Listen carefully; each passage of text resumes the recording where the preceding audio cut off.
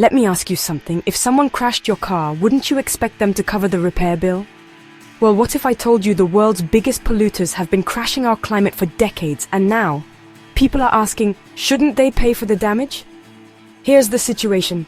Climate change is hitting everywhere, but it's the most vulnerable countries, places like India, Brazil, Nigeria, the Philippines, and whole regions in Africa that are getting slammed the hardest. Recent disasters in 2024 made that painfully clear. Let's talk numbers. Between 1990 and 2014, the US alone caused over $1.9 trillion in climate damage. China, Russia, India, and Brazil, another $4.1 trillion.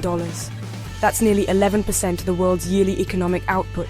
And if temperatures keep rising, the world's 65 poorest countries could see their economies shrink by 20% by 2050. By the end of the century, that could be a staggering 64%. So who's responsible? Well, just 100 fossil fuel companies have driven 71% of greenhouse gas emissions since 1988.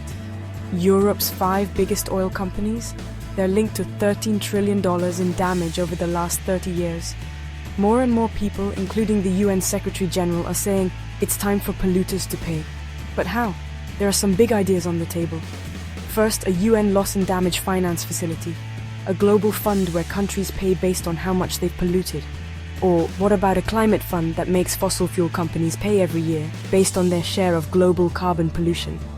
Other ideas include taxing every ton of oil, coal, or gas that's dug up, even slapping small fees on airline tickets. And if we stopped spending nearly $2 trillion a year on fossil fuel subsidies and redirected that cash, game changer.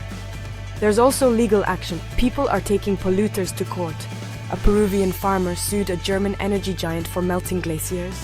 Shell won, then lost, then won again in court over emissions. If these plans work, they could do more than just make polluters pay. They could push fossil fuel companies to invest in clean energy, help vulnerable countries build resilient infrastructure, support climate migrants, restore vital ecosystems, and give workers in dirty industries a fair shot at new jobs.